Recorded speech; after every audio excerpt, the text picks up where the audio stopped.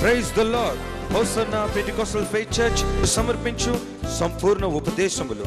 దేవుని సేవలో బలముగా వాడబడుచున్న pastor J. David Raju garu ప్రభువు ఉన్నతమైన పిలుపుతో 18వ ఏట పరిచర్యకు తన జీవితాన్ని సమర్పించుకొని నేటి వరకు సంఘ కాపరిగా, ఉపదేశకునిగా మరియు హోసన్నా మినిస్ట్రీస్ లో చీఫ్ పాస్టర్ గా కొనసాగుతూ పరిశుద్ధాత్మ అభిషేకముతో బోధించిన ఉపదేశములు.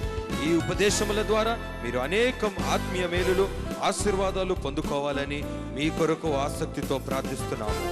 దేవుడు మిమ్మలను ఆశీర్వదించునుగాక.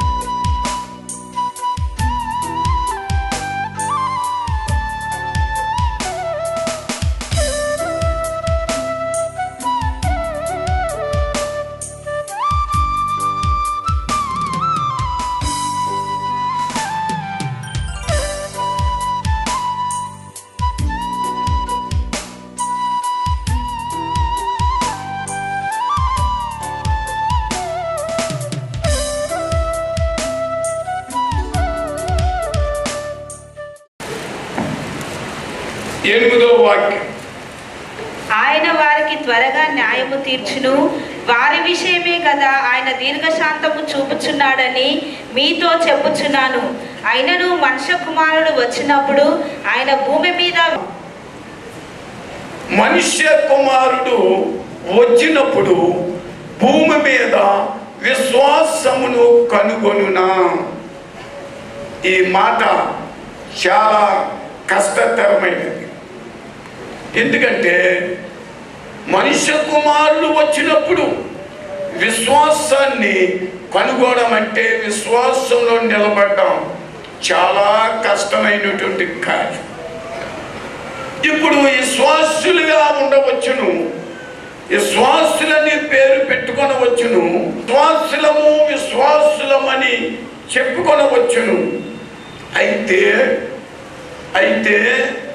మనుష్య కుమారుడు వచ్చినప్పుడు ఆయన రాకల్లో విశ్వాసమును కనుగొనగలరా, లేక విశ్వాసము నుండి తొలగిపోవుదురా, విశ్వాసములో నిలబడగలరా, విశ్వాసమును ఓడగొట్టుకొని ఉంటారా అనే సమస్య చాలా పెద్ద సమస్య. విశ్వాసం అనే కార్యం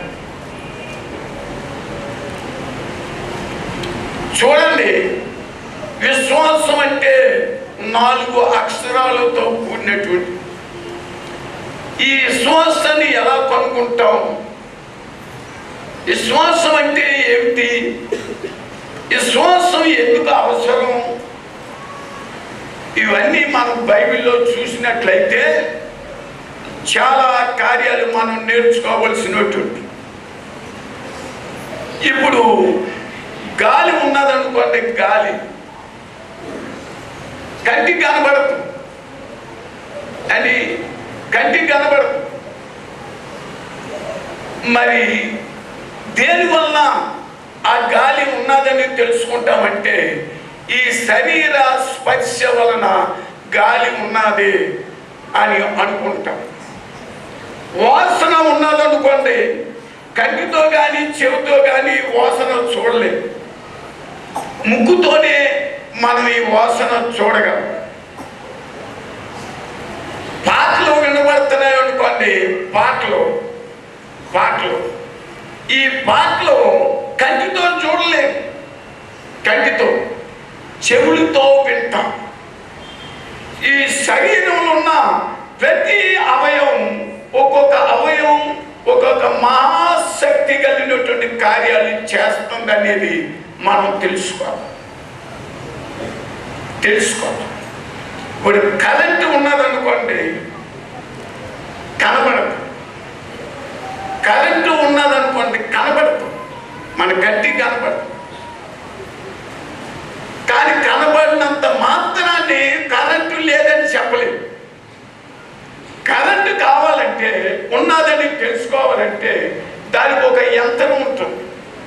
దాన్ని టెస్టర్ అంటారు. ఆ టెస్టర్ పెడితే కరెంటు ఉన్నదా లేదా అని మనం తెలుసుకుంటాం. అలాగనే విశ్వాసం అన్నది నిరీక్షింపబడి వాటి యొక్క నిజ స్వరూపమై ఉన్నది. విశ్వాసం అన్నది నిరీక్షింపబడి వాటి యొక్క నిజ స్వరూపమై ఉన్నది. కంటికి కనబడే దాన్ని అది విశ్వాసమో లేక నిరీక్షణ అవసరం లేదు. కంటికి కనబడే దాన్ని నిరీక్షణతో చూసే అవసరం లేదు, విశ్వసించే అవసరం లేదు. కంటికి కనబడని దానికి విశ్వాసం అవసరం. ఈ కంటికి కనబడిన దానిని మనం దేనితో చూడగలమంటే విశ్వాసం అనే టెస్టర్. ఆ టెస్టర్ కానీ మనకు ఉన్నదనుకోండి, ఆ విశ్వాసం అనే టెస్టర్ పెడితే మనకి కనబడిన వస్తువు కనిపెడుతుంది. కనబడిని ఈ యొక్క విద్యుత్ శక్తి కరెంట్ ఏ విధంగా టెస్టర్ పెడితే కనబడుతుందో, ఈ కనబడని పరలోక సంబంధమైన వస్తువులు సింహాసనమే కానీ ఆయన రాజ్యమే కానీ మరి ఏదైనా కిరీటాలే కానీ ఏదైనా మనం కంటితో ఇప్పుడు చూడలేము, కంటికి కనబడదు. అయితే దానికి ఒక యంత్రం ఉన్నది. ఏంటది? విశ్వాసం. అందుకనే ఎబ్రీ 11వ అధ్యాయం 1వ వాక్యంలో చూసినట్లే విశ్వాసం అనున్నది నిరీక్షింపబడు వాటి యొక్క నిజ స్వరూపమును అదృశ్యమైనవి ఉన్నవంటకు రుజువునై ఉన్నది. దానిని బట్టి పెద్దలు సాక్ష్యము పొందిరి. విశ్వాసం అనున్నది నిరీక్షింపబడి వాటి యొక్క నిజ స్వరూపం. అది నిరీక్షింపబడి వాటి యొక్క నిజ స్వరూపము విశ్వాసము అనే టెస్టర్తో మనం చూడగలం. అర్థమవుతుందా? అందుకని రోమా 8:24 చదివినట్లయితే, ఏలయనగా మనము నిరీక్షణ కలిగిన వారమై రక్షింపబడితిమి. నిరీక్షింపబడినది కనబడినప్పుడు నిరీక్షణతో పని ఉండదు. తాను చూచుచున్న దాని కొరకు ఎవడు నిరీక్షించును? దాన్ని చూస్తున్న దానిని ఎవడు నిరీక్షించును? మనము చూడని దాని కొరకు నిరీక్షించిన ఎడల ఓపికతో దాని కొరకు దాని కొరకు కనిపెట్టాలని చూస్తున్నాం. ఈరోజు మనం విశ్వాసులం కాబట్టి విశ్వాసాన్ని గురించి మనం చక్కగా నేర్చుకోవలసినటువంటి మనకి అవసరము, అత్యవసరం. ఎందుకనగా మన పేర్లు విశ్వాసు, బిలీవర్స్, విశ్వాసు. ఎంతవరకు ప్రభు రాకడు మట్టు వరకే. అర్థమవుతుందా? ప్రభు రాకడ వరకు విశ్వాసులమని పేరు పెట్టుకున్నా ప్రభు రాకలో ఎత్తబడకపోతే మన విశ్వాసము యావత్తును వ్యర్థమనే సంగతి ఈరోజు మీరు చక్కగా వాక్యం ద్వారా నేర్చుకోవాలని చెప్తున్నారు. ఈ విశ్వాసానికి దృఢమైన విశ్వాసము, రూఢి అయిన విశ్వాసమని దేవుని యొక్క వాక్యంలో చూస్తున్నాం. చదవండి. మొదటిగా దృఢమైన విశ్వాసము, రూఢి అయిన విశ్వాసము రోమా 4:21, రోమా 4:16. రోమా 4:16 నుండి చదవండి. ఈ హేతువు చేతను ఆ వాగ్దానము యావత్ సంతతికి అనగా ధర్మశాస్త్రం గలవారికి మాత్రము కాక అబ్రహామునకున్నటి విశ్వాసం గలవారికి కూడా దృఢము కావాలనని కృపను అనుసరించినదై ఉండునట్లు అది విశ్వాస మూలమైన దాయను. తాను విశ్వసించిన దేవుని ఎదుట అనగా మృతులను సజీవులనుగా చేయువాడును లేని వాటిని ఉన్నట్టుగానే పిలుచువాడినైన దేవుని ఎదుట అతడు మనకందరికి తండ్రి అయి ఉన్నాడు. ఇందును గూర్చి నిన్ను అనేక జనములకు తండ్రినిగా నియమించితిని అని వ్రాయబడి ఉన్నది. నీ సంతానము ఇలాగు ఉండునని చెప్పిన దానిని బట్టి తాను అనేక జనములకు తండ్రి అగునట్లు నిరీక్షణకు ఆధారము లేనప్పుడు అతడు నిరీక్షణ కలిగి నమ్మెను. మరియు అతడు విశ్వాసమునందు బలహీనుడు కాక రమారమి 100 ఏళ్ల వయసు గలవాడై ఉండి అప్పటికి తన శరీరము మృతతుల్యమైనట్టును శారా గర్భమును మృతతుల్యమైనట్టును ఆలోచించెను గాని అవిశ్వాసము వలన దేవుని వాగ్దానమును గూర్చి సందేహింపక దేవుని మహిమపరిచి ఆయన వాగ్దానం చేసిన దాన్ని నెరవేర్చుటకు సమర్థుడని రూఢిగా విశ్వసించి విశ్వాసం వలన బలము నొందెను. రూఢిగా విశ్వసించి మన పితరులైన అబ్రాహం గురించి మనం నేర్చుకోవాలంటే అతడు రూఢిగా దృఢముగా 16 నుండి 21 వరకు మన కింద పైన చదివితే దృఢముగా రూఢిగా తన విశ్వాసం గురించి మనం నేర్చుకోవాల్సినటువంటి అవసరం ఎంతగానో ఉన్నది. ఎందుకనగా అతనికి ఈ విశ్వాసం ఎప్పుడు ఏర్పడింది? మొట్టమొదటి ఎప్పుడు ఏర్పడింది? తనకి 100 వయసు, తన భార్యకి 90 సంవత్సరాలు. గర్భము ఉడిగిపోయింది, సారా గర్భం. శరీరం ముడతలు పడిపోయింది. ఏమాత్రం కూడా పిల్లలు పుడతారనే ఆ యొక్క నమ్మకం కూడా విశ్వాసం కూడా లేదు. అయితే నీకు వచ్చే ఏడాదికి నీకు పిల్లవాడు పుడతాడని దేవుడు చెప్పాడు. ఆ చెప్పిన మాటను రూఢిగా దృఢముగా నమ్మినందువలన విశ్వసించినందువలన అతడు ఆ యొక్క ఆ పిల్లవాడిని కన్న తర్వాత అబ్రాము ఇస్సాకుని కన్న తర్వాత తన విశ్వాసం కొంచెంగా బలపడి ఈ బలపడినటువంటి విశ్వాసాన్ని దృఢముగా రూఢిగా చేసుకోవటానికి మరలా ఒక పరీక్ష ఏర్పడి ఏంటంటే ఆ ఒక్కడై ఉన్న కుమారుని బలి అర్పించమన్నప్పుడు అక్కడే అతను విశ్వాసం ఉంటుందా ఊడిపోతుందా అనే సంగతి అక్కడే మనం తెలుసుకోవాలి. అబ్రాము ఆలోచించి ఉండవచ్చు ఏమని, ఈ ఇస్సాకు వల్లే నీ సంతానం అని చెప్పాడే, లేక ఒక కుమార్ని ఇచ్చాడే, మరి ఈ కుమార్ని ఇప్పుడు బలి అర్పించమంటున్నాడు. మరి ఈ కుమార్ని బలి అర్పిస్తే ఇంకా నాకు సంతానం ఎలా కలుగుతుంది?